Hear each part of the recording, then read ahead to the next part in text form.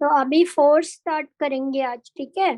तो फोर्स जैसे कि आपने पहले क्लासेस में पढ़ा है, हम फोर्स को सिंपल टर्म्स में कैसे डिफाइन करते हैं? Ma'am it is push, push और पुल। हाँ पुश और पुल, है ना। ये तो सिंपल टर्म्स में हो गया, है ना। अब इसको थोड़ा सा और इलेबोरेट अगर देखें, तो अगर हम अपने ऑब्जर्वेशन से देखें, तो कोई भी एक बॉडी है जो आपकी, मान लो एक बॉडी है, ये अभी रेस्ट पे पड़ी हुई है, इसको अगर मुझे मूव कराना है तो मुझे इस पे कोई फोर्स लगाना पड़ेगा, ये हमारा एक्सपीरियंस कहता है ऑब्जर्वेशन से, ठीक है। और दूसरा, अगर कोई मूविंग बॉडी है, मान लो ये मूविंग है,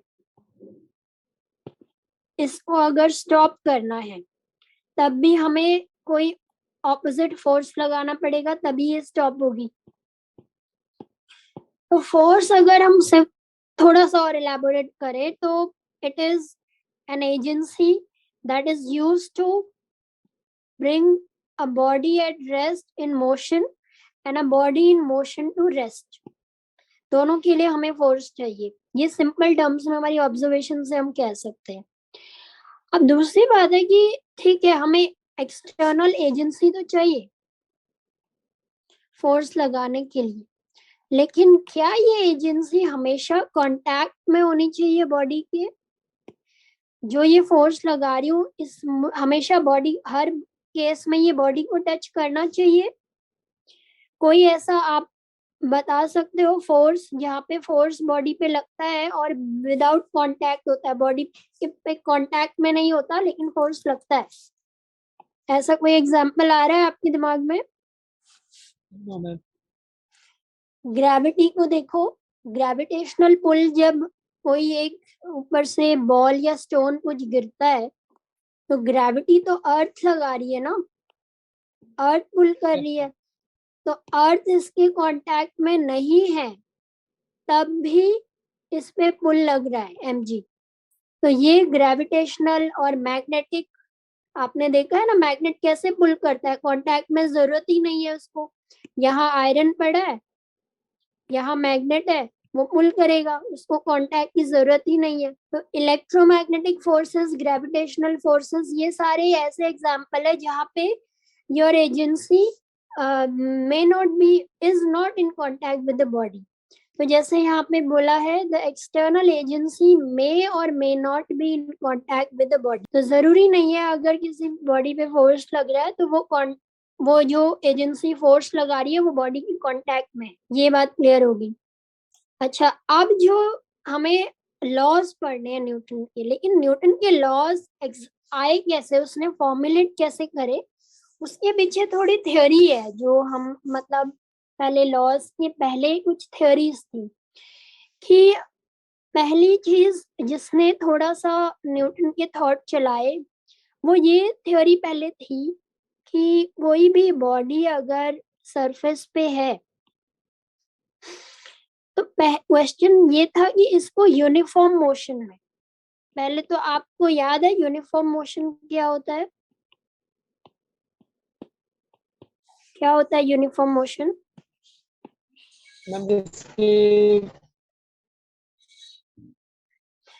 ये वो मोशन होता है जिसमें जो इक्वल इंटरवल ऑफ, आवाज नहीं आ रही आपकी। Yes ma'am. हाँ बोलो। मैम जिसमें इक्वल इंटरवल ऑफ टाइम में इक्वल डिस्टेंस कंप्लीट होता है।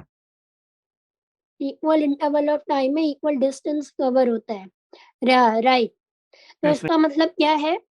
डिस्टेंस अपॉन टाइम जो है ये कौन वो रहता है, कांस्टेंट रहता है। और डिस्टेंस अपॉन टाइम क्या होता है? वेलोसिटी या स्पीड, है ना। तो इसका मतलब आपने जो बोला इक्वल इंटरवल ऑफ टाइम में इक्वल डिस्टेंस कवर करती है बॉडी, तो वो जो है हमारा कांस्टेंट स्पीड वाला। तो यूनिफॉर्म मोशन को सिंपल टर्म्स में बोले तो स्पीड या वेलोसिटी कांस्टेंट रहती है, यानी कि एक्सेलरेशन जो है वो जीरो हो जाता है। एक्सेलरेशन 0 होता है, ये है यूनिफॉर्म मोशन। अब जो शुरुआत में थ्योरी थी कि अगर किसी बॉडी को अब मुझे यूनिफॉर्म मोशन में रखना है, मतलब एक ये बॉडी है, इसको मुझे मूव करा, मैं चाहती हूँ ये मूव करे, एक्सेलरेशन कुछ ना हो, एक्सेलरेशन 0 हो, लेकिन कुछ एक वेलोसिटी है, मान लो 2 मीटर पर सेकंड से, कोई भी कार वगैरह, मैं इसको कॉन्स्टेंटली इस बॉडी को इस वेलोसिटी से मूव करते हुए रखना चाहती हूँ, तो क्या उसके लिए मुझे फोर्स की जरूरत है या नहीं है, ये क्वेश्चन था शुरू में। तो पहले जो थ्योरी थी ना, उसके अकॉर्डिंग, एरिस्टोटल ने जो थ्योरी दी थी उसके अकॉर्डिंग ये माना गया कि हाँ भाई फोर्स चाहिए, हमें यूनिफॉर्म मोशन में बॉडी को रखने के लिए भी फोर्स चाहिए। फिर गलीलियो ने उसको एक आइडिया आया, उसने ये देखा कि जब हम इस बॉडी को कोई फोर्स लगा के मूव करा रही, तो थोड़ी देर बाद ये बॉडी है ना स्टॉप हो जा रही है। फिर उसने देखा, अगर उसको एक आइडिया है, ये जो सरफेस पे हमने बॉडी रखी हुई है ना, इसको थोड़ा सा स्मूथ करके देखते हैं, क्योंकि उसका दिमाग में ये था कि शायद यहाँ से कोई ऑपोजिशन फोर्स है जो इसके हमारे इधर वाले फोर्स को अपोज कर रहा है। तो उसने इसको टेस्ट करने के लिए उसने ये कहा कि let's make this surface a little smoother. तो इसी तरीके से उसमें कुछ ऑइंटमेंट लगा के या ऑयल लगा के इसको थोड़ा सा स्मूथ बनाया सरफेस को। तो जब उसने स्मूथ बनाया तो देखा कि पहले जितना बॉडी चल रही थी ना, उससे थोड़ा और चल रही है बॉडी। अगर स्मूथ करने से पहले फोर्स लगाने पे यहाँ पे आके रुक रही थी, तो अब स्मूथ करने के बाद वो थोड़ा ज्यादा डिस्टेंस कवर कर रही है और फिर भी रुक रही है। फिर उसने और स्मूथ करा, तो बॉडी और थोड़ा आगे जाके रुकी, मतलब डिस्टेंस ज्यादा कवर कर रही थी वो मेरा फोर्स लगाने पे। जितना मैं स्मूथ सरफेस बना रही थी, वो बॉडी उतना ही ज्यादा सरफेस पे चल रही। तो जितनी देर ये बॉडी सरफेस पे चल रही है, यानी कि इसको कोई रोक नहीं रहा है, लेकिन ये स्टॉप पे आ रही है, इसका मतलब है किसी ऑपोजिट फोर्स ने इसको रोक दिया, तब ये आ रही है। तो फिर उसने इससे थ्योरी लगाई कि अगर मैं इस सरफेस को इनफाइनाइटली स्मूथ कर दूं, तो इसका मतलब तो ये बॉडी चलती जाएगी, इट विल नेवर स्टॉप। लेकिन ऐसा, ये केस जो है, ये है हमारा आइडियल केस। ऐसा प्रैक्टिकल में नहीं होता, हमारे पास इनफाइनाइटली स्मूथ सरफेसेस नहीं होते। तो फिर यहाँ पे जब ये अपोजिंग फोर्स की बात आई, तब कॉन्सेप्ट आया फ्रिक्शन का।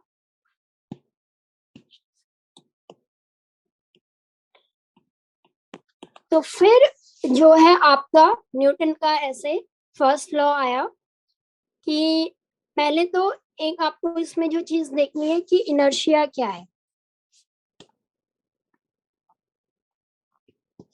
इनर्शिया बताया था आपको लास्ट क्लास में, tendency to resist motion, Yes, ma'am.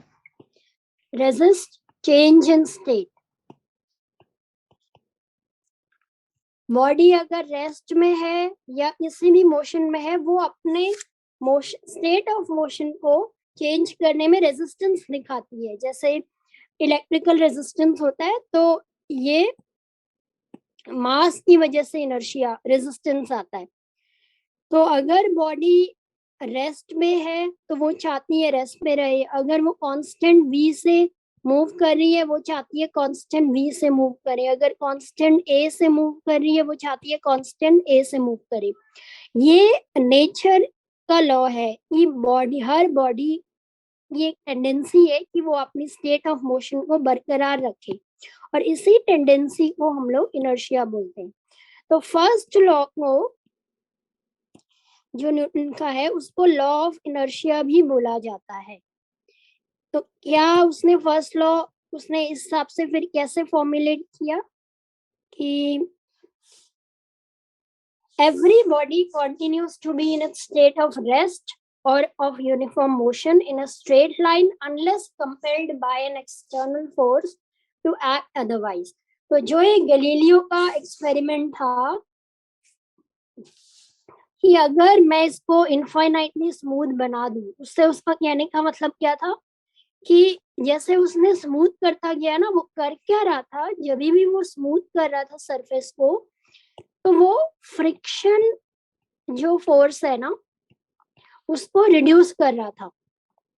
जितना जितना स्मूथ हो गया उतना फ्रिक्शन रिड्यूस हो गया. तो इनफाइनाइटली स्मूथ का मतलब है फ्रिक्शन. बताओ, जैसे जैसे मैं स्मूथ करती हूँ तो इसका मतलब है फ्रिक्शन कम होता जाएगा. अगर मैं इनफाइनाइटली स्मूथ बना दूं इसका मतलब होगा फ्रिक्शन जीरो मैम. हाँ, नो फ्रिक्शन. ठीक है. तो उसने यही न्यूटन ने नोटिस किया, एक बॉडी जो यूनिफॉर्म मोशन में है यानी कि v is equal constant.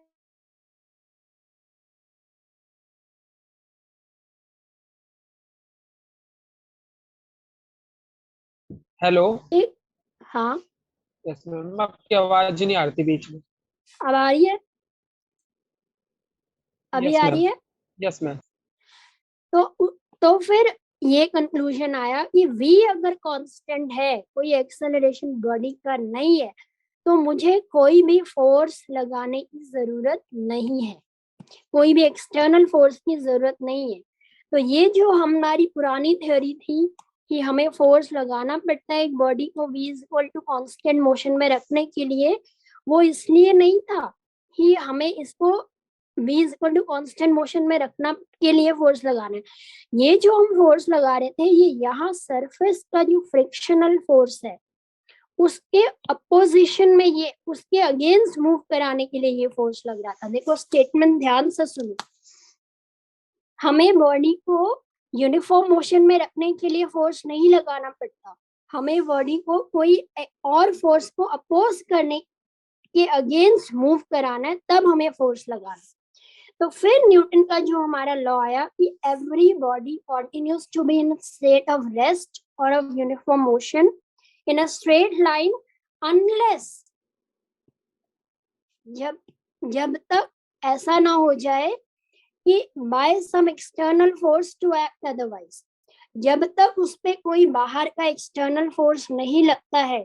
Body अगर v is equal to constant एक वेलोसिटी से मूव कर रही है, मान लो 2 मीटर पर सेकेंड से मूव कर रही है, तो इस बॉडी को जब तक इसकी वेलोसिटी की डायरेक्शन की ऑपोजिट कोई फोर्स नहीं लगता है, मुझे इसको इस वेलोसिटी को बरकरार रखने के लिए मुझे कोई फोर्स नहीं लगाना है. ये बात समझ आ गई आपको? मुझे फोर्स तभी जरूरत पड़ेगी जब इसके मोशन को कोई रोकेगा फोर्स. और दूसरा फर्स्ट लॉ जो ये बोलता है कि बॉडी हमारी अगर रेस्ट में है तो वो रेस्ट में रहेगी. रेस्ट मतलब v इज इक्वल टू 0. अगर वो यूनिफॉर्म मोशन में है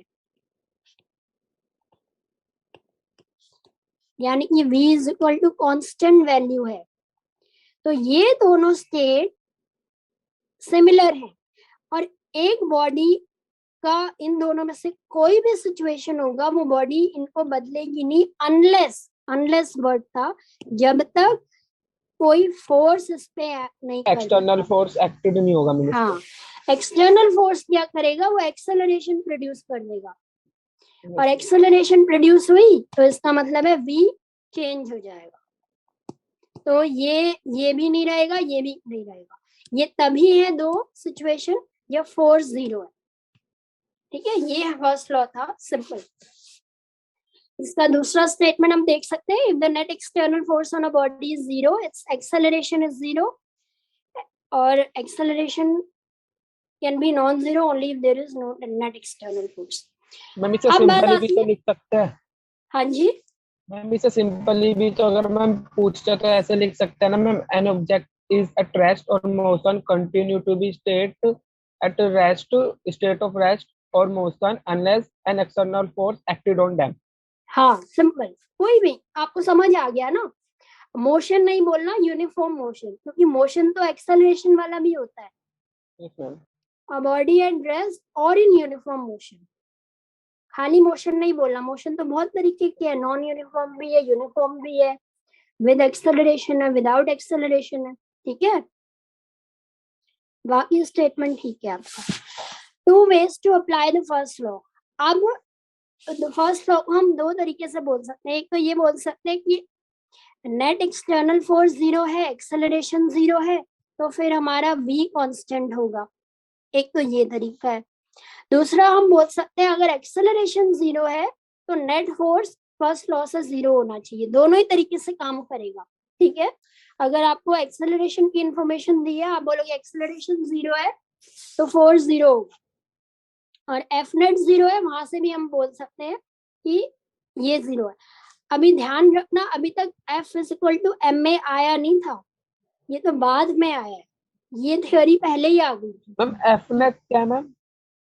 F is equal to M A, force is equal to mass into acceleration होता है ना रिलेशन। Yes ma'am. ये बाद में आया था, ये सेकंड लॉ है। फर्स्ट लॉ की ये थ्योरीज पहले ही दे दी थी फर्स्ट लॉ के रूप में, ठीक है।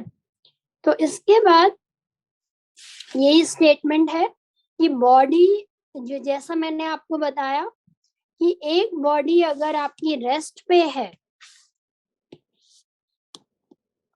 आपको लैंग्वेज का ध्यान रखना है कि ये बॉडी रेस्ट पे इसलिए नहीं है कि इस पे फोर्स 0 है या नो फोर्सेस है।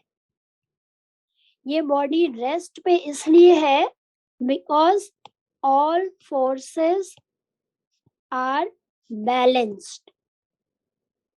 ये ध्यान रखना है कि रेस्ट में कोई भी बॉडी, जरूरी नहीं है, ऐसा भी हो सकता है कोई फोर्स ना लग रहा हो, लेकिन ऐसा भी केस हो सकता है कि उसपे फोर्सेस कई लग रहे हैं लेकिन वो सारे बैलेंस्ड है।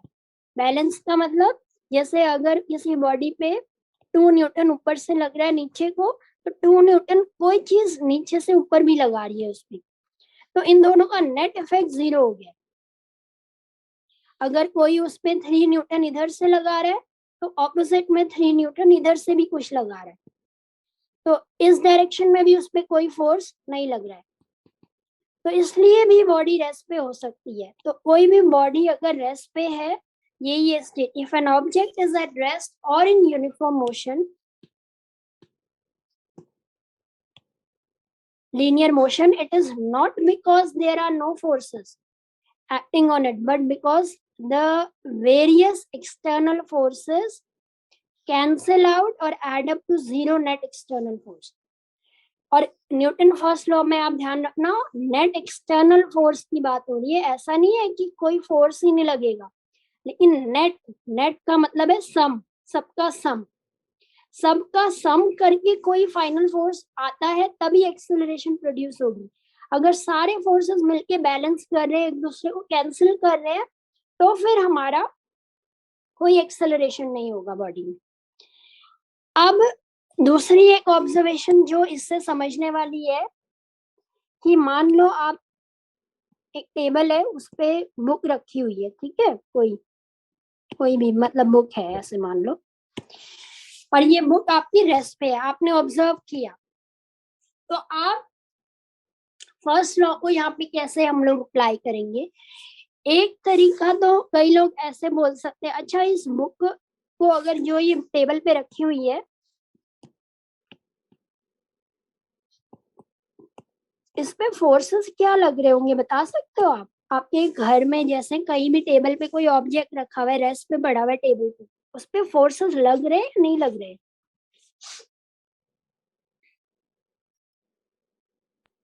नो मैम, अगर मैम जिस टेबल के कांटेक्ट में है, अगर मैम उस टेबल पर मैम कोई हाँ हाँ, फोर्स, टेबल के कांटेक्ट में, टेबल के सरफेस के ऊपर रखा हुआ है। अगर मैम टेबल पे फोर्स लगेगा तो मैम उस पे भी लगेगा।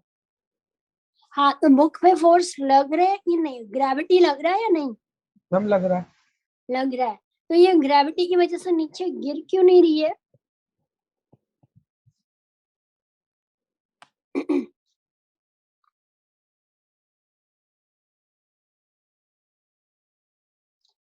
अब ये तो हम देख रहे हैं ना कि गिर नहीं रही है, लेकिन आपको पता है ग्रेविटी जो है वो नीचे पुल करता है, तो क्योंकि उस मैम वो हिसाब से टेबल तो पे इसको नीचे गिर जाना चाहिए। लेकिन ऑब्जर्वेशन क्या कह रही है?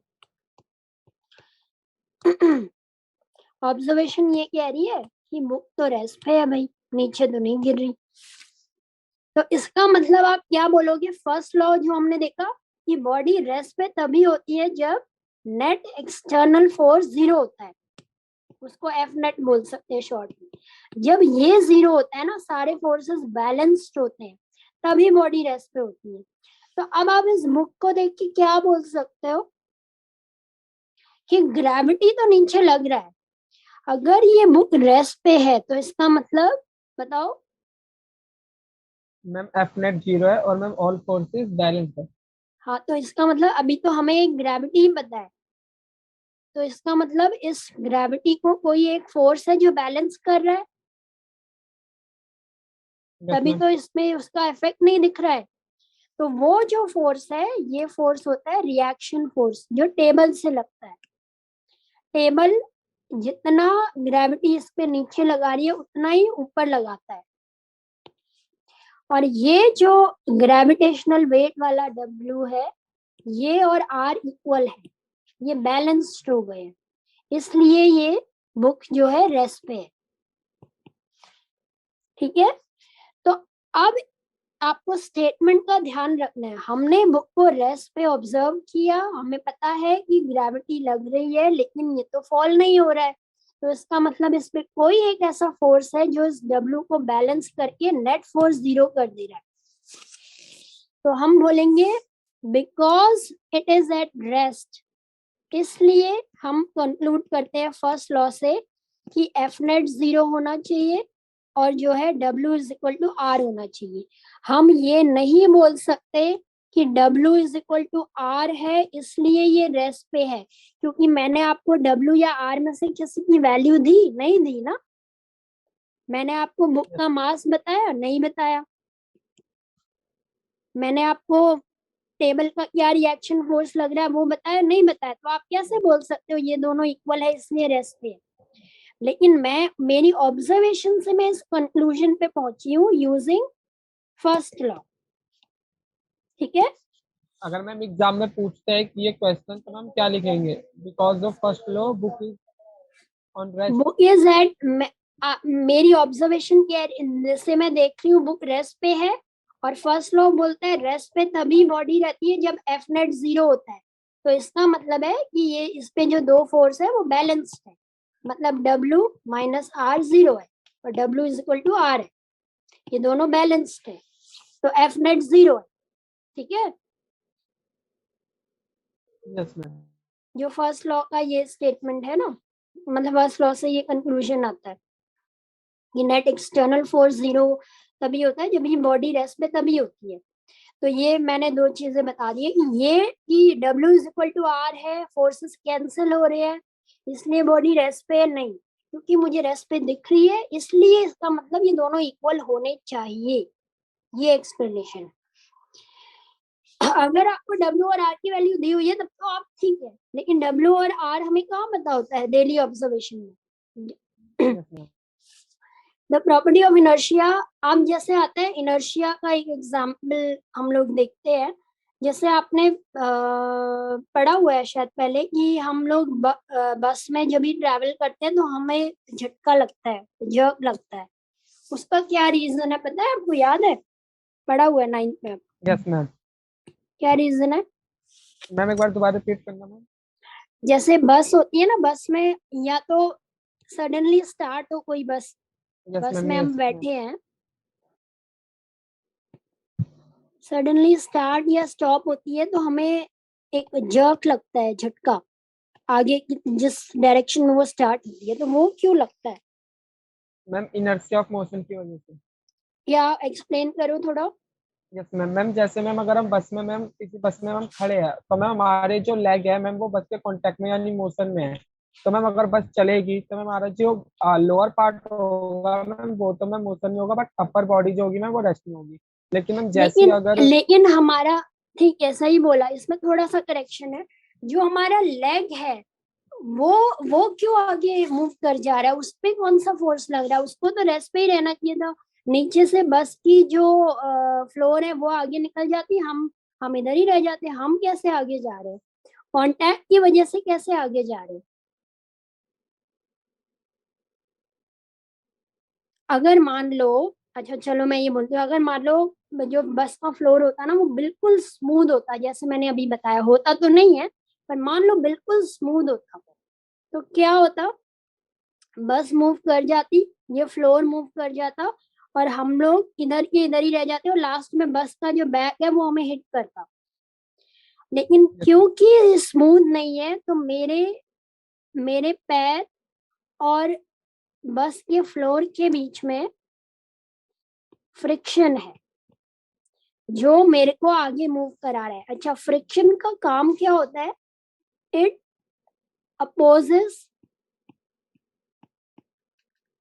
Relative motion.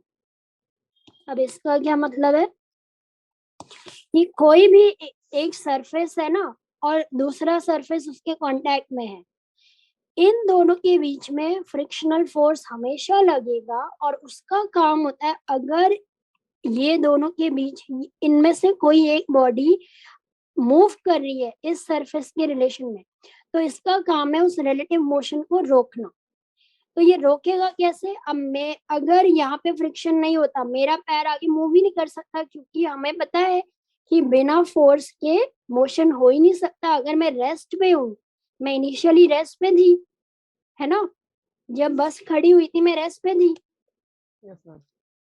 उसके बाद बस चल पड़ी तो बस में तो फोर्स लगा, चलो अंदर इंजन का था, बाहर टायर्स पे भी फ्रिक्शन लगता है, लेकिन फर्स्ट लॉ तो कहता है अगर आप रेस्ट पे हो आप रेस्ट पे ही रहोगे अनलेस आप पे कोई फोर्स लगे। याद आया? Yes ma'am. तो इसका मतलब अगर मेरा पैर आगे मूव कर रहा है तो मेरे पे कोई फोर्स लग रहा है तभी मूव कर रहा है मेरे पैर पे, वरना तो फर्स्ट लॉ के अकॉर्डिंग गलत हो जाएगा। बस तो इसलिए मूव करी क्योंकि बस पे फोर्स लग रहा है, जो भी है इंजन से हमने स्टार्ट किया, इंटरनली दिया, लेकिन मेरा पैर कैसे मूव हो गया? मेरा पैर तो रेस्ट पे था। तो इसका मतलब यहाँ पे जो फ्रिक्शनल फोर्स है उसने देखा कि मेरे पैर और जो ये सरफेस है इसके बीच में अब मोशन होने वाला है, तो फटाफट उसने ऐसे एक्ट करा कि मेरे पैर को बस के साथ आगे फोर्स फ्रिक्शन लगा दिया, फोर्स, सो दैट मेरा पैर भी इसके साथ ही आगे जाए। लेकिन मेरी अपर बॉडी पे ऐसा कोई फ्रिक्शन है ही नहीं, क्योंकि फ्रिक्शन हमेशा दो सरफेस के बीच में लगता है, तो मेरे पैर और सरफेस के बीच में फ्रिक्शन था। तो अपर बॉडी, क्योंकि हमारी बॉडी डिफॉर्मेबल है, तो अपर वाली पे तो ऐसा फोर्स नहीं था, इसलिए वो वहीं रह गई मोमेंटेरिली, फिर तो बाद में आगे आ जाती है। तो इसलिए हमारा पैर, तो इसीलिए हम लोग बोलते हैं कि हम अगर रोड पे चल पाते हैं that is because of friction. आपने नोटिस किया ना, अगर स्मूथ सरफेस होता है तो हम लोग स्लिप हो जाते हैं, अगर आइस होती है, क्योंकि वहां पे फ्रिक्शन बहुत कम होता है, वेरी लो, इसलिए हम लोग स्लिप हो जाते हैं। तो friction helps us in walking, कई चीजों में हेल्प करता है, वो हम फ्रिक्शन में आगे देखेंगे। तो अब हम आते हैं मोमेंटम पे। तो मोमेंटम तो आपको पता है कि मास इनटू वेलोसिटी से डिफाइन कर दिया जाता है ना? उसके बाद आपको यस। वेक्टर क्वांटिटी और स्केलर क्वांटिटी याद है? नो मैम, वेक्टर स्केलर पढ़ना है। वेक्टर क्वांटिटी होती है जिसका डायरेक्शन भी होता है और मैग्नीट्यूड भी होता है। मैग्नीट्यूड और डायरेक्शन में पता है क्या होता है दोनों? मैग्नीट्यूड का मतलब है वैल्यू, जैसे वेक्टर क्वांटिटी है ना उसमें हम लोग दोनों को कंसिडर करते हैं। अगर जैसे वेलोसिटी एंड स्पीड, दोनों में क्या फर्क है बताओ? मैम वेलोसिटी, मैम स्पीड जो होता है ma'am, rate of change of distance होता है। मैम वेलोसिटी जो होता है वो rate of change of speed होता है। नहीं, ये क्या बोल रहे हो? ये दोनों सेम चीज है, फर्क हाँ ये मैम। है वेलोसिटी जो है rate of change of speed तो एक्सेलरेशन ही है। Yes ma'am, yes ma'am, yes ma'am. Velocity and speed में यही फर्क है, वेलोसिटी में स्पीड प्लस डायरेक्शन आ जाती है, इसी स्पीड होता है। स्पीड की जब हम बात करेंगे हम सिर्फ इतना बोलेंगे 2 मीटर पर सेकेंड। जब हम वेलोसिटी बोलेंगे हम बोलेंगे 2 metre per second in right direction. हम डायरेक्शन भी स्पेसिफाई करेंगे, इसको बोलते हैं वेक्टर क्वांटिटी। जब हम डायरेक्शन स्पेसिफाई करते हैं वैल्यू के साथ, मैग्नीट्यूड बोलते हैं इस वैल्यू को, तो स्पीड में सिर्फ मैग्नीट्यूड आता है। तो स्पीड में जब हम डायरेक्शन भी इंक्लूड कर देते हैं तो उसको हम लोग वेलोसिटी बोलते हैं, वैल्यू में कोई फर्क नहीं होता। तो it is a scalar quantity जिसमें सिर्फ मैग्नीट्यूड होता है, और ये वेक्टर क्वांटिटी है जिसमें मैग्नीट्यूड एंड डायरेक्शन दोनों होती है। तो हमारा जो मोमेंटम होता है वहां पे velocity, momentum is also vector quantity. इसकी भी वेक्टर क्वांटिटी का मतलब ही कि it has direction. Simple words में वैल्यू तो कुछ होगी लेकिन डायरेक्शन भी कुछ होगी, किधर है किस डायरेक्शन में डिपेंड करेगा। तो मोमेंटम में जो मास इनटू वेलोसिटी आता है, वेक्टर को हम लोग ऐसे डिनोट करते हैं, आप देख रहे हो एरो, यस मैम। ये वेक्टर क्वांटिटी को डिनोट करने का तरीका है। जिस भी के ऊपर ऐसे लगा हुआ है मतलब ये वेक्टर क्वांटिटी है, हम इसका वेक्टर कंसिडर कर रहे हैं। जब मैं मोमेंटम के ऊपर वेक्टर नहीं लगा रही हूँ, खाली पी लिख रही हूँ, इसका मतलब है सिर्फ मैग्नीट्यूड की बात कर रही हूँ मैं, 2 3 जो भी वैल्यू है। समझ आया? अगर डायरेक्शन लगाई उसके बाद मुझे यहाँ पे डायरेक्शन भी देनी पड़ेगी, मीटर पर सेकेंड जो भी है, केजी इन व्हाट डायरेक्शन, वो भी बताना पड़ेगा। तो वेक्टर्स आपके में है नहीं तो ज्यादा डिटेल में नहीं जाते। अच्छा, अब जो है फिर हमें लाना था न्यूटन का सेकंड लॉ। अच्छा, उसका क्या बैकग्राउंड था हेलो उसका ये? हाँ बोलो। हेलो हाँ, हेलो आ रही है मैम, आवाज? आपकी आवाज अटक रही है मैम। अभी आ रही है? हेलो नहीं आ रही? मैम, आपकी आवाज अटक गई थी मैम, अब आ रही है। अब आ रही है? Yes ma'am. ठीक है। हाँ, तो अब सेकंड लॉ पे आने से पहले हम कुछ ऑब्जर्वेशन हमारे देखते हैं कि सेकंड लॉ आया कैसे इफेक्ट में। तो हमने कुछ जैसे मोमेंटम डिफाइन करा हुआ था, तो कुछ ऐसी ऑब्जर्वेशंस थी जिससे हमें लगा कि मोमेंटम और फोर्स का कुछ रिलेशन होना चाहिए। अब वो क्या ऑब्जर्वेशन थी?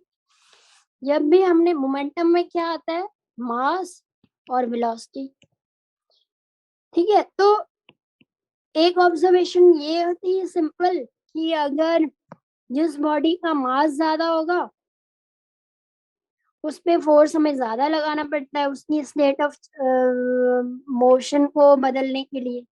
तो मास ये कहीं ना कहीं इससे रिलेटेड है। दूसरा ये ऑब्जर्वेशन थी कि for a given mass the greater the speed the greater is the opposing force needed to stop the body. कि अगर मैं मास को, दो बॉडी के मास सेम रख लूं लेकिन वेलोसिटी दोनों की अलग रखूं, v1 और v2, तो जिसकी बड़ी वेलोसिटी है, मान लो v2 बड़ा है, तो जिसकी बड़ी वेलोसिटी है उस पे मुझे फोर्स ज्यादा लगाना पड़ता है उसको एक्सेलरेट कराने के लिए। तो फिर देखा कि मास पे रिलेटेड है, वेलोसिटी पे रिलेटेड है फोर्स, तो इसका मतलब मास और वेलोसिटी का जो कॉम्बिनेशन है उस पे भी फोर्स का डिपेंडेंस होगा। पहली चीज ये आई। दूसरी फिर आई कि टाइम, ये जरूरी नहीं है। अच्छा, पहला तो ये चीज हो गई। दूसरा ये देखा गया कि अगर दो चीजें हैं, अगर उनका चेंज इन मोमेंटम सेम है, चेंज इन मोमेंटम सेम कैसे होगा? मान लो एक बॉडी है जिसका मास जो है एक का 1 kg है, 2 kg मास है m1, और दूसरे का 3 kg मास है। ये दोनों शुरू में रेस्ट पे थे, ठीक है, और ये बाद में जो है इनका इसकी वेलोसिटी 3 मीटर पर सेकंड आ गई, इसकी वेलोसिटी 2 मीटर पर सेकंड आ गई। तो इसका मोमेंटम क्या हो गया, इस वाले मास का 2 इंटू 3, मास इंटू वेलोसिटी होता है 6 kg मीटर पर सेकंड, लेकिन इसका भी सेम आ गया, जबकि दोनों के मासेस अलग है, दोनों की वेलोसिटीज अलग है, लेकिन दोनों का चेंज इन मोमेंटम, इसका मोमेंटम भी पहले 0 था, दोनों रेस्ट में थे, बाद में 6 आ गया, ये भी पहले रेस्ट में थी, लेकिन इनका मल्टीप्लाई करके 6 आ रहा है। तो अगर इनका मोमेंटम चेंज सेम है, भले ही मासेस अलग है, वेलोसिटीज अलग है, ये देखा गया ऑब्जर्वेशन में कि अगर मोमेंटम चेंज सेम है, चेंज इन मोमेंटम, तो फोर्स दोनों पे बराबर सेम फोर्स लगता है। अब लास्ट ऑब्जर्वेशन जो थी टाइम की, उससे पहले मैं आपको एक पिक्चर दिखाती हूँ। आपने ये देखा, ये क्या है, नोटिस कर रहे हो आप, ये क्रिकेट में नोटिस करे है ना आपने, कैच कैसे करते हैं क्रिकेटर्स, तो ऐसा क्यों करते हैं बताओ? क्योंकि मैम जब ऊपर से मैम कोई ऑब्जेक्ट आता है तो उसकी आपकी आवाज कट रही है Hitesh.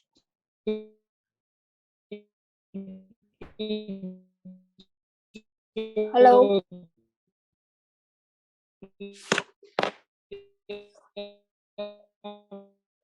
Hello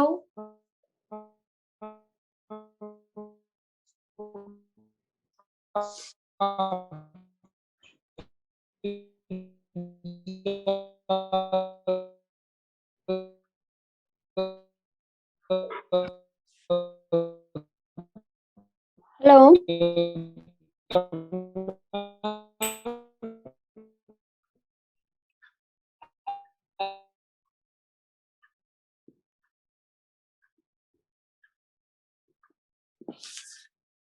Hitesh,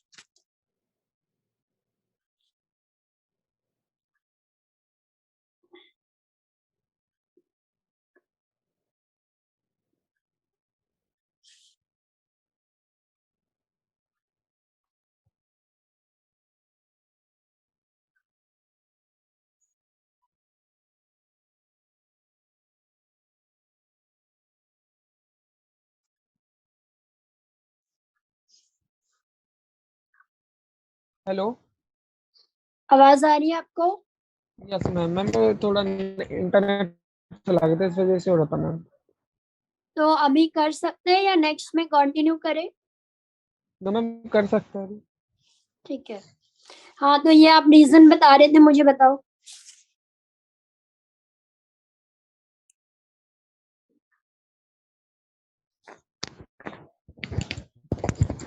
hello ma'am. हाँ, अब ये आप मुझे रीजन एक्सप्लेन कर रहे थे, बताओ। मैम वेलोसिटी कंट्रोल करने के लिए, वेलोसिटी की वजह से मैम। उसे हाथ नीचे करने से क्या, कैसे वेलोसिटी कंट्रोल हो जाएगी?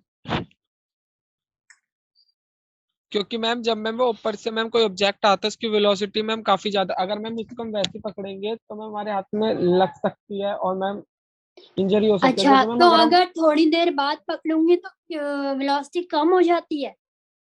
नो मैम, लेकिन अगर हम उसे स्लाइड करके मैम नीचे से पकड़ेंगे तो मैम उसकी वेलोसिटी कंट्रोल हो सकती है। कंट्रोल मतलब कम हो जाती है? मैम मतलब माइनस, यस मैम। मतलब वेलोसिटी कम हो जाती है ना, तभी तो लगेगी नहीं हाथ पे, यस मैम।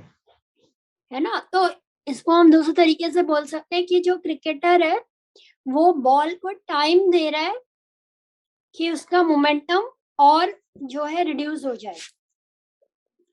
तो इस ऐसे एग्जांपल्स कई थे जिनसे देखा गया force not only depends on the change in momentum but also how fast that change is brought about. Change in momentum मतलब वही चेंज इन वेलोसिटी, है ना, मास और वेलोसिटी का कॉम्बिनेशन है। तो देखा गया कि सिर्फ चेंज इन मोमेंटम पे हमारा फोर्स नहीं डिपेंड करता, वो टाइम पे भी डिपेंड करता है।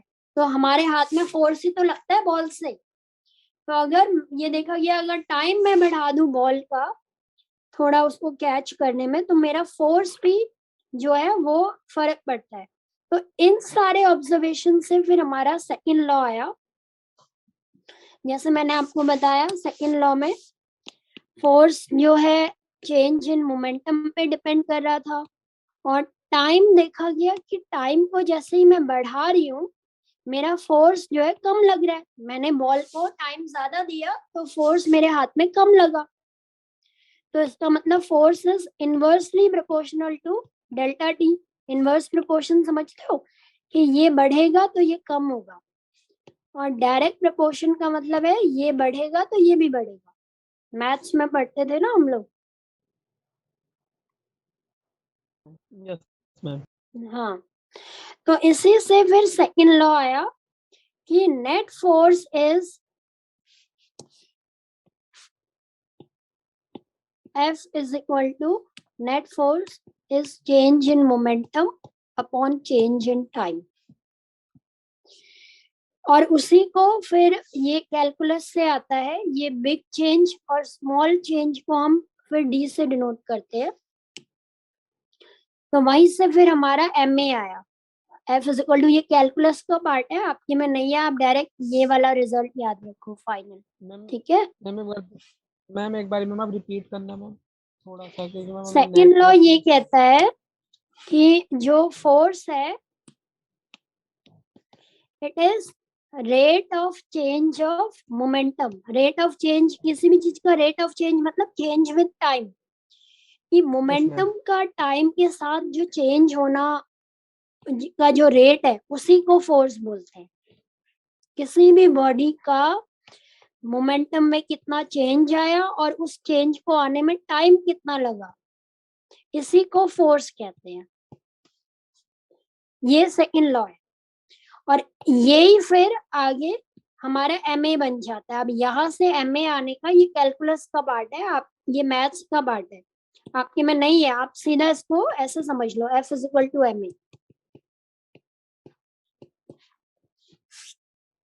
ठीक है, एक्चुअली ऐसे आता है ना, वो थोड़ा सा समझा देती हूँ। जैसे F is equal to delta P by delta T आया, इसी को हम लोग स्मॉल चेंज के लिए dP बाई dt लिख देते हैं। तो फिर P हमारा क्या होता है, P होता है, यहाँ पे अगर देखिए डेल्टा P की जगह मैं क्या लिख सकती हूँ, डेल्टा MV डेल्टा T। तो फिर मास ऐसा होता है कि कोई भी कांस्टेंट चीज है उसमें तो चेंज आएगा नहीं, उसको हम बाहर ले लेते हैं। अभी आप वो पढ़ोगे ना, आपने इंटीग्रेशन पढ़ लिया मैथ्स में? मैथ्स में इंटीग्रेशन और डिफरेंशिएशन पढ़ा है आपने? No ma'am. हाँ, तो फिर तभी समझ नहीं आएगा ना ये। तो यहाँ से फिर dv बाई dt a होता है, तो ये ma हो जाता है। ये डेरिवेशन आपके उसमें नहीं है। सेकंड लॉ आप समझ लो कि या तो ये है, और ये दोनों सेकंड लॉ की स्टेटमेंट्स है। चेंज ऑफ मोमेंटम, उसी को हम मास इनटू एक्सेलरेशन बोल देते हैं, वहीं से आता है। ठीक है, ये लर्न कर लो आप, ये तो लर्न ही है आपको, ये आपके लिए नया है ये वाला। ये दोनों एक ही चीज है। जब आपको मोमेंटम दिया हो आपने ये वाला यूज करना है, जब आपको मास दिया हो आपने ये वाला यूज करना है। ठीक है, अब 1 न्यूटन को डिफाइन करने का अगर देखें हम लोग, तो 1 न्यूटन क्या है, force is equal to mass into acceleration. तो अगर मैं मास को 1 kg रख दूं और एक्सेलरेशन को 1 मीटर पर सेकंड स्क्वायर रख दूं, तो फोर्स मेरा 1 न्यूटन आ जाता है। तो 1 न्यूटन को डिफाइन करते हैं हम, it is the force which when applied on a mass of 1 kg produces an acceleration of 1 meter per second square। मतलब 1 न्यूटन वो फोर्स है जिसको अगर मैं 1 kg के बॉडी पे लगाती हूँ तो उस बॉडी में जो एक्सेलरेशन होगा वो 1 मीटर पर सेकंड स्क्वायर होगा। समझ आया? ओके। हाँ, ये 1 न्यूटन का डेफिनेशन है। अब सेकंड लॉ की कुछ बातें आपको जो ध्यान रखनी है कि F 0 है तो A भी 0 होगा, वो तो इम्प्लाइड है। और जो है second law of motion is a vector law, यानी कि मैम अगर आपका जो फोर्स है हमने देखा वो एक्सेलरेशन प्रोड्यूस कर रहा है, लेकिन ये एक्सेलरेशन या चेंज इन मोमेंटम उसी डायरेक्शन में होगा in the direction of force. ये याद रखना, फोर्स एक्सेलरेशन उसी डायरेक्शन में प्रोड्यूस करेगा जिस डायरेक्शन में वो लग रहा है।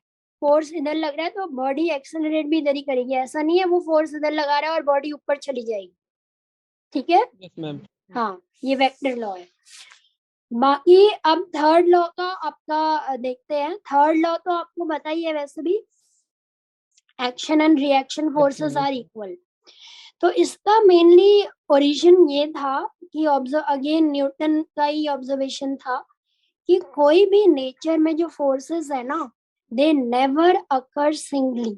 मतलब नेचर में जितने भी फोर्सेस हैं वो पेयर्स में आते हैं, कोई भी फोर्स अकेला नहीं है। जैसे हमें, आपने देखा भी हुआ है, हम लोग कोई भी चीज पुश करते हैं तो वो हमारे पे भी ऑपोजिट लगा रही होती है, लेकिन हमें वो अब वो क्यों नहीं होता, दिखता क्यों नहीं है?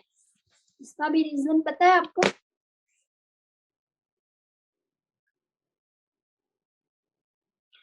तो न्यूटन का जो थर्ड लॉ था उसका बेसिस यही था कि नेचर में जितने भी फोर्सेस है, कोई भी फोर्स सिंगल नहीं है, सारे फोर्सेस पेयर में अकर करते हैं। अगर कोई एक फोर्स एक डायरेक्शन में है, लग रहा है F1, तो एक दूसरा -F1 भी लगेगा हमेशा, always. Yes ma'am. This is law of nature, ये ऑब्जर्व किया गया, न्यूटन ने ऑब्जर्व किया। लेकिन फिर वही क्वेश्चन आता है कि अगर ऐसा है तो हमें कई बॉडी का तो दिख जाता है। अगर अर्थ स्टोन को नीचे पुल कर रही है उसका तो मुझे इफेक्ट दिखता है कि स्टोन आ रहा है, तो थर्ड लॉ के अकॉर्डिंग तो ये स्टोन भी इसको पुल कर रहा होगा ऊपर। अगर इस पे ये वेट W ग्रेविटेशनल वेट लगा रहा है अर्थ, तो इसका मतलब इतना ही ऑपोजिट फोर्स ये भी लगाएगा। अच्छा, बात जो ध्यान रखने वाली वो है ना, इसमें दो वर्ड्स है एक्शन और रिएक्शन, कईयों को कंफ्यूजन होता है। एक्शन और रिएक्शन जो फोर्सेस है, ये दोनों फोर्सेस है। पहली बात तो जो थर्ड लॉ में एक्शन रिएक्शन की बात होती है ना, ये दोनों फोर्सेस है, ऑपोजिट फोर्सेस। अब कई बच्चे क्या करते हैं कि भाई बॉडी पे एक्शन भी लग रहा है रिएक्शन भी लग रहा है तो F नेट हो गया 0। ये सही बात है? Yes ma'am. No ma'am. सही है? No ma'am. तो ऐसा तो हर बॉडी पे F नेट 0 हो जाएगा। तो पहला पॉइंट जो ध्यान रखना है कि ये जो एक्शन और रिएक्शन फोर्सेस है ना, they act on different bodies. Same body पे दोनों नहीं रिएक्ट करते। अगर मैं टेबल पे फोर्स लगा रही हूँ तो टेबल मेरे पे लगाएगा, तो मैं अगर उस पे जो लगा रही हूँ उसको अगर आप एक्शन फोर्स बोलते हो, तो एक्शन फोर्स लग रहा है टेबल पे और रिएक्शन फोर्स लग रहा है मेरे पे, मेरे हाथ पे। तो ये एक्शन और रिएक्शन जो दो फोर्सेस है ये डिफरेंट डिफरेंट बॉडीज पे लगते हैं। समझ आया? सेम बॉडी पे नहीं लगते हैं, हाँ, जो आपस में, लेकिन ये म्यूचुअल रिएक्शन है। और दूसरा कि एक्शन और रिएक्शन का कॉज एंड इफेक्ट नहीं है। कई लोग ये समझते हैं कि भाई एक्शन लगता है उसके बाद इसके रिस्पॉन्स में रिएक्शन लगता है, ये भी गलत है। एक्शन और रिएक्शन हमेशा को एग्जिस्ट करते हैं, पेयर की तरह रहते हैं। ऐसा कभी भी इंस्टेंस नहीं होता कि एक्शन लग रहा है फिर थोड़ी देर वेट करेगा फिर रिएक्शन लगेगा, नहीं।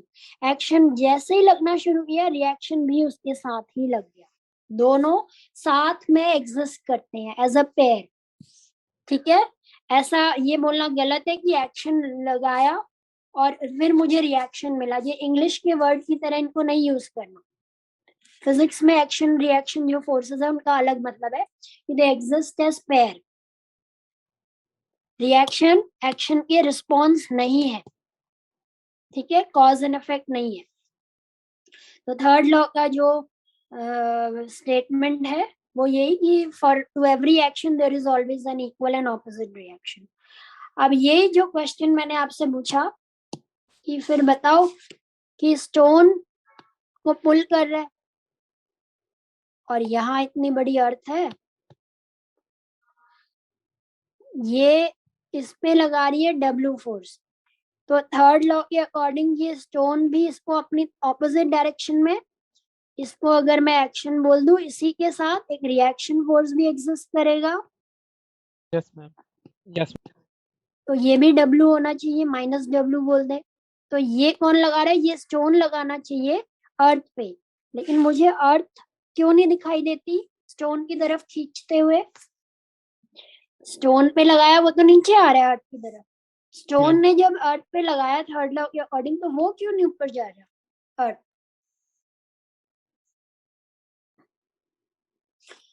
तो इसका जो रीजन है, कोई भी बॉडी पे हम फोर्स लगाते हैं तो आपको क्या बोला, वो एक्सेलरेशन प्रोड्यूस करता है,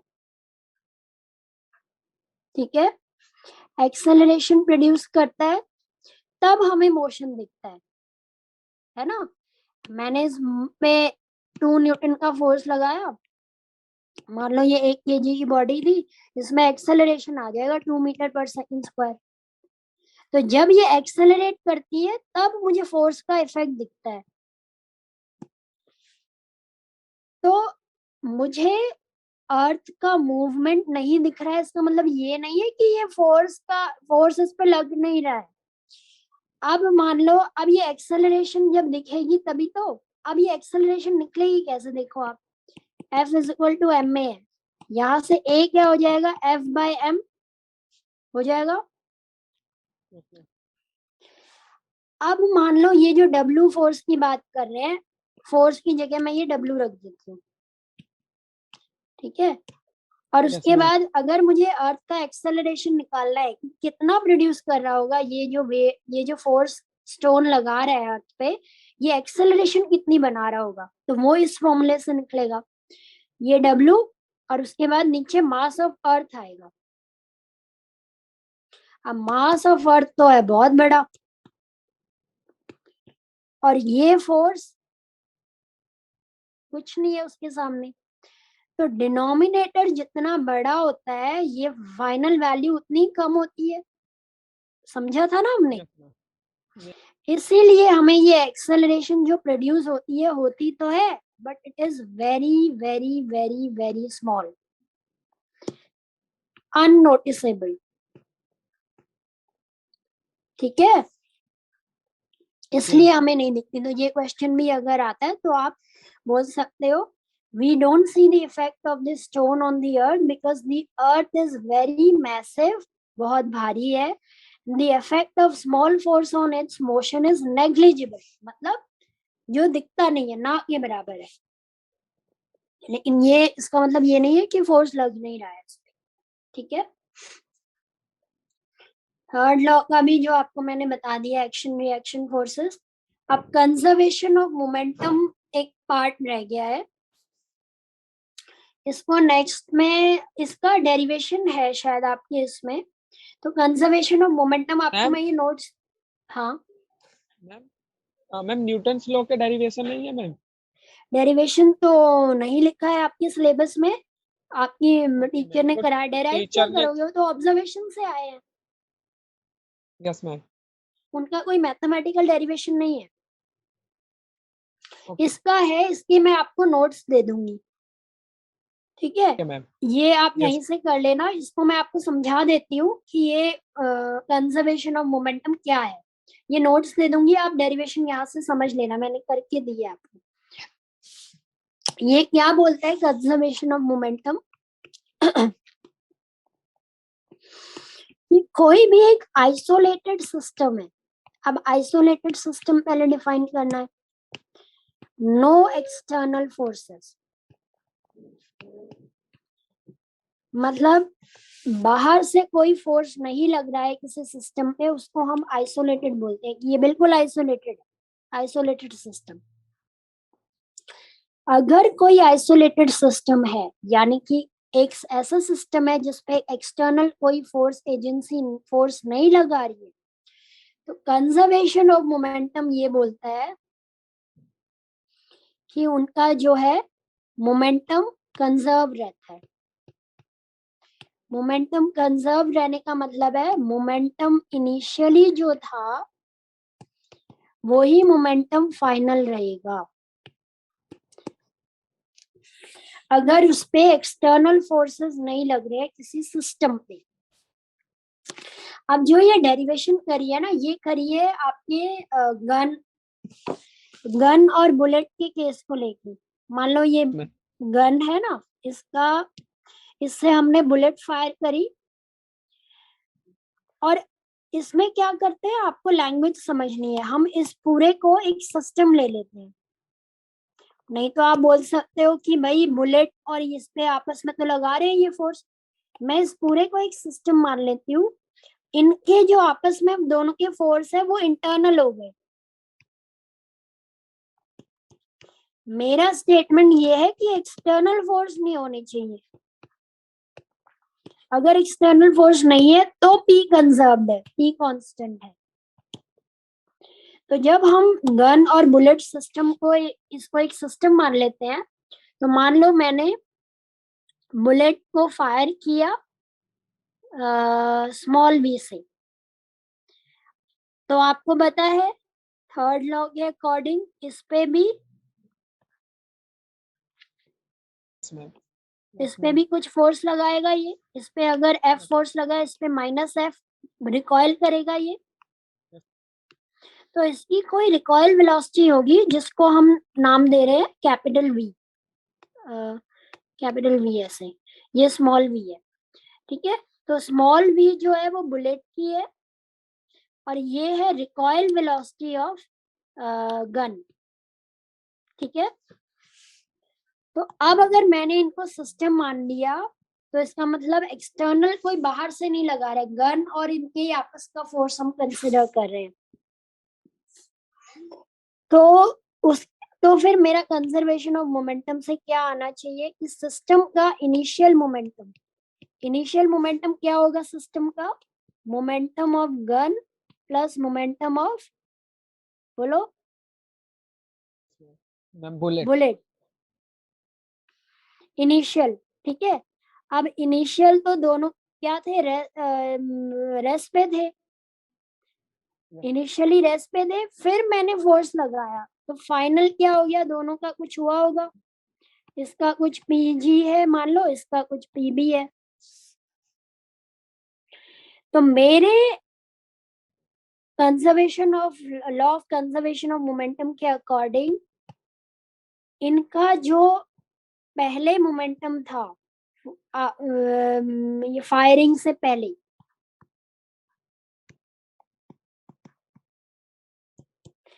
और ये जो आफ्टर फायरिंग मोमेंटम है, ये दोनों सेम इक्वल होने चाहिए, क्योंकि मोमेंटम अगर एक्सटर्नल फोर्स नहीं लग रहा है तो सिस्टम का मोमेंटम चेंज नहीं हो सकता। तो एक पॉइंट पे 0 था, तो फिर ये फाइनल वाला भी 0 ही होना चाहिए। इसकी प्रॉपर डेरिवेशन आपकी मैंने इसमें करी हुई है, आपको इसका ओवरव्यू दे दिया है कि ये कैसे आया। फाइनल ये स्टेटमेंट मैंने आपको समझा दी है, ठीक है। तो रिकॉइल वाले गन वाले में एक न्यूमेरिकल है जो हम कर सकते हैं, ये वाला देखो, आपका ऐसा क्वेश्चन एक आ सकता है एग्जाम में, देखो पढ़ो। तो रिकॉइल वाले क्वेश्चन में आपने सिंपली ये देखना है कि उसका जो इनिशियल सिस्टम का जो मोमेंटम है वही फाइनल मोमेंटम रहेगा। और अगर इनिशियल, क्योंकि रेस्ट पे होती है, a shell of mass is fired by a gun of mass 100 kg if the muzzle speed, मतलब firing speed of the shell is 80 meter per second, what is the recoil speed? ऐसा ही question आएगा simple, ठीक है। तो initial हमें पता है दोनों रेस्ट पे थे, तो इनिशियल 0, फाइनल मोमेंटम दोनों का निकालो, मास इनटू वेलोसिटी करके निकालो, गन का भी निकालो और बुलेट का भी निकालो, निकालोगे? शेल का मास ये है, बुलेट का मास सॉरी हाँ बुलेट ही है शेल, गन का मास ये है, और शेल की स्पीड दी हुई है और इसकी रिकॉइल स्पीड निकालनी है। करोगे ट्राई? Yes ma'am. करो।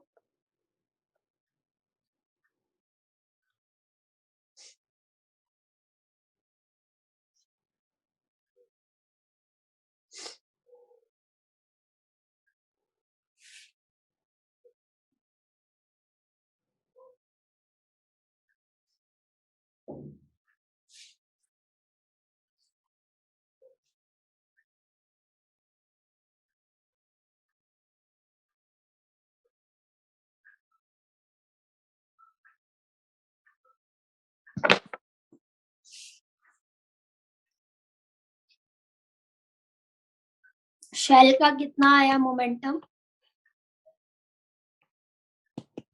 मैम 1.6।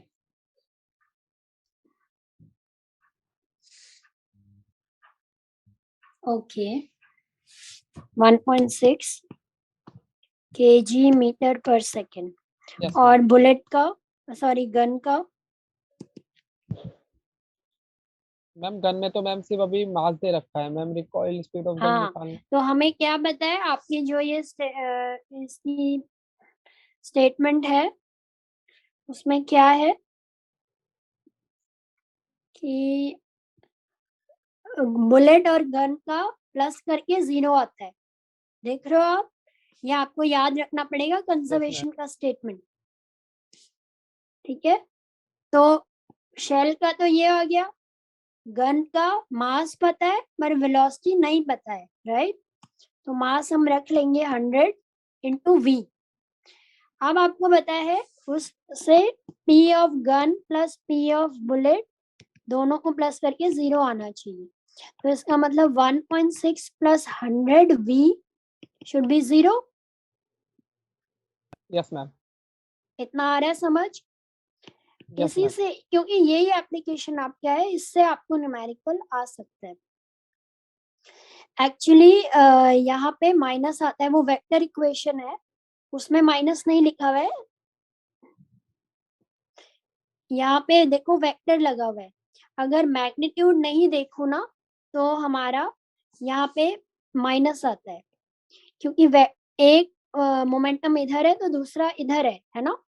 तो हमें यहाँ पे माइनस साइन लेके चलना पड़ेगा, या फिर आप दूसरी चीज कर सकते हो, P of gun will be equal to P of bullet, ऐसे भी लिख सकते हो। ये याद रहेगा आपको यस मैम। कि इसका गन का जो मोमेंटम है और इसका दोनों का आपस में इक्वल होगा, दोनों का माइनस करके 0 आना चाहिए, ऑपोजिट डायरेक्शन है ना, माइनस करेंगे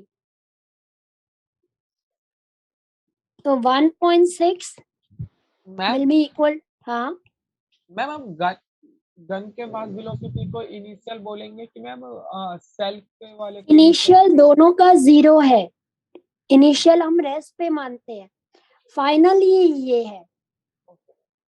इनिशियल हम वो सिचुएशन मानते हैं जब खड़ा था गन, वहां पे स्टेशनरी थी और बुलेट गन के अंदर थी, वो हम इनिशियल मानते हैं। और फाइनल मानते हैं जस्ट आफ्टर फायरिंग,